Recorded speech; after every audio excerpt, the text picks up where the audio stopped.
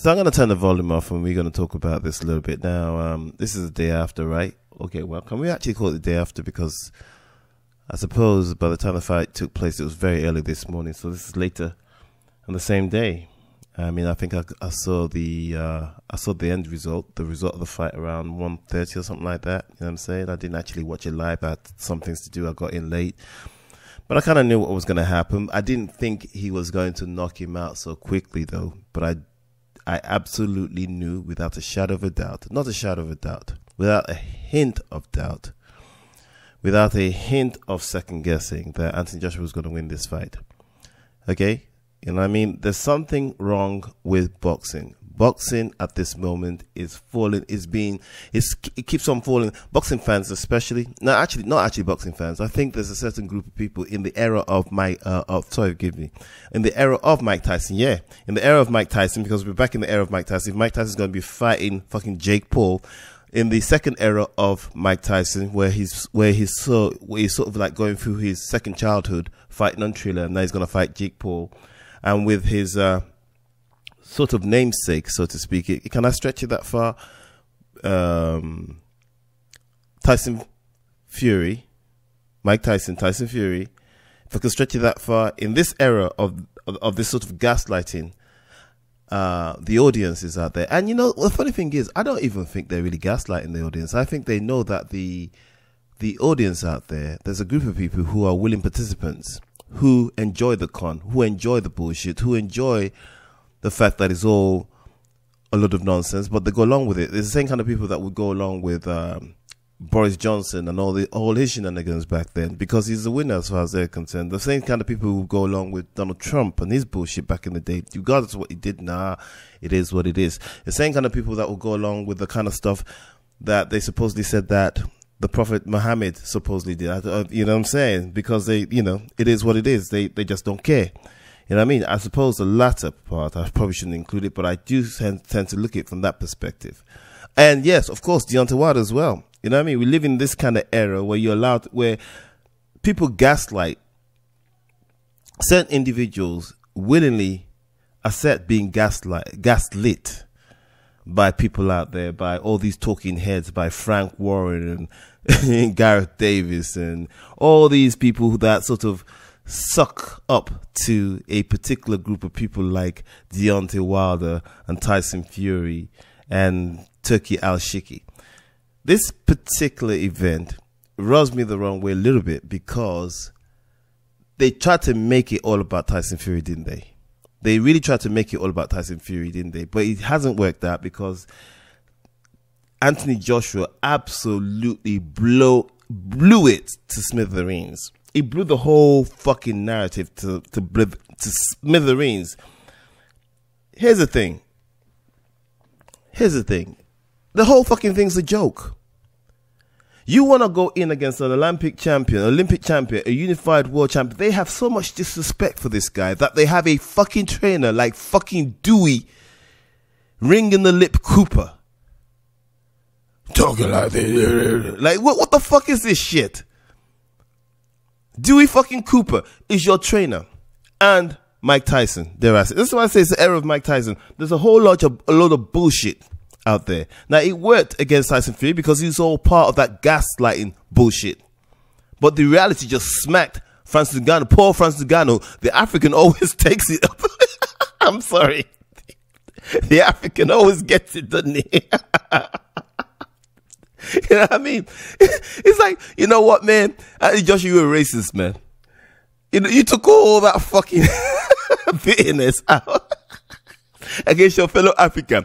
You took all that bitterness out against your fellow African. Yeah. I mean, I know that sometimes you knock out the white man, but this one here was a bit much. Was a bit much. And you just knew the story was writing itself, for fuck's sake. The story was kind of writing itself, wasn't it? You know what I mean? Seriously. They honestly believe that this guy, Francis Ngannou, coming from MMA, okay, was gonna go in again. I mean, you know why? Because they've been gaslit to believe that Anthony Joshua simply ain't shit. That all you had to do is blow on his chin and he was going to roll over. You know what I'm saying? They believe the propaganda. Everybody from, you know what? Even Piers Morgan, all of them were pertinent to the fucking lie. And listen, and sometimes you just gotta stay grounded. The same thing they did with Deontay Wilder, trying to fucking lie. Oh, he has so many knockouts. He's the hardest puncher and the most dangerous and the most feared. You know, a lot of bullshit. A lot of bullshit. And Joshua ain't going around saying he a king, he the most feared, he this, he that. He's just working and saying he's striving to be better and be on top. You understand me? That's what he doing. But they don't like that. So they bring up this big lump, Francis Ngannou. Francis Ngannou thinking, yeah, here's another one who's gonna show this pretender, this great pretender. You know what I mean? This wannabe Muhammad Ali with his white shoes and his white fucking shorts and his white robe that he wears. They really are, man. I don't really have that much to say. I'm probably going to say more later. You understand me? I'm probably going to say more later. But here's the thing, right? I'm going to go in with a lot of people, including you. Listen, 78, you get this message right now? Because I saw the fucking shit you want to do. It just blew up in your face, isn't it? Putting up a fucking banner. Oh, yeah. Francis Ngannou just different. Get the fuck. Yeah, he different, all right? Look at that. He going to be different when he wake up. In a few days, when he's talking even slower than he's talking right now, he's really going to be different. He's going to sound like Deontay Wilder. Now he's going to sound like Deontay Wilder. You know what I mean? Yeah, I'm just competent. Competent. Now, that's the kind of niggas you like, innit? You know what I mean? Gassing the nigga up simply because he said, yeah, he want to fight Wilder. Yeah, oh, so Francis Ngannou, he just different. He want all the smoke. Nigga, please. Nigga, please. It doesn't all go back to Deontay Wilder, and Deontay Wilder's fucking finished. I said it. Deontay Wilder's finished, man. You know what I mean?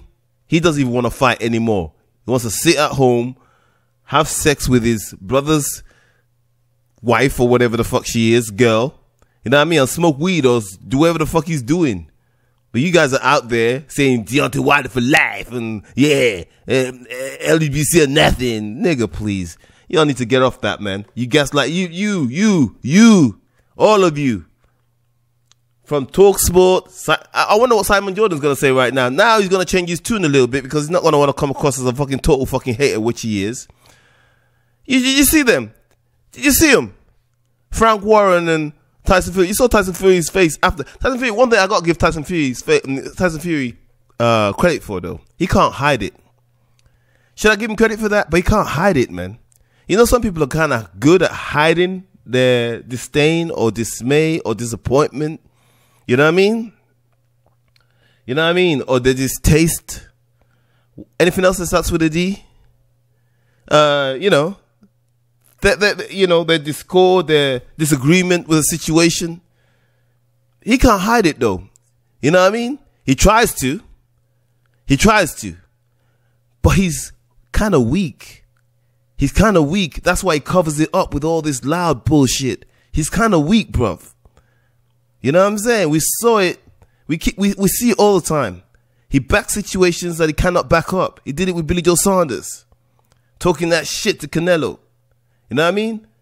He's not very good at hiding his disappointment and stuff.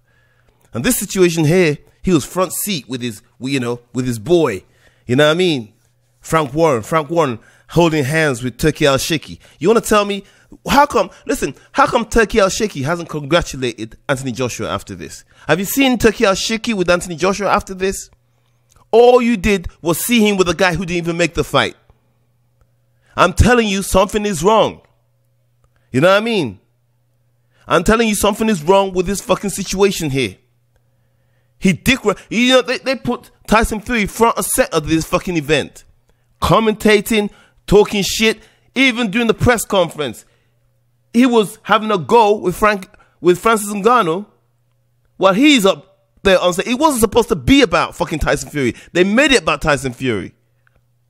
And the whole fucking situation, thank God for Anthony Joshua, because he blew that shit to fucking smithereens. He blew that bullshit narrative to fucking... All they needed was for Francis Ngannou to take Anthony Joshua a bit of a distance, so they could hold on to the narrative like, you know what, Fury demolishes him, mate, destroys him, mate, destroys AJ. You know what I mean? The Deontay Wilder fans, once they actually, you know what, for once, yeah, I went onto the Deontay Wilder fan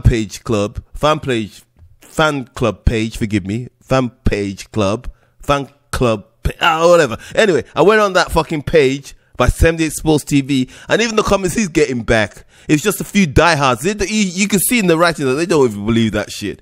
Like, yeah, AJ, Wilder destroys AJ. Oops. And then run away. Nobody thumbing it up. No, like 400 thumbs up. like you used to get. You know what I'm saying? Nobody gives a shit. Nobody believes that shit anymore, man. Nobody believes that shit. You feel me? Nobody believes that shit anymore. You know? So I'm just saying, man, I understand how a lot of you might feel today. Or a lot of you haters might feel today. I'm not even really in my element right now. You understand me? When you listen back to this, listen to it at full speed, I'm really not feeling myself right now. Wait till I start feeling myself by Monday.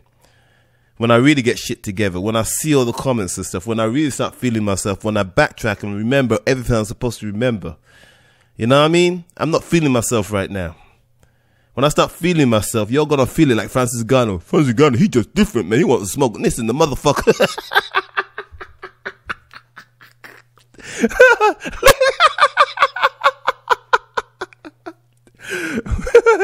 I wonder where I am.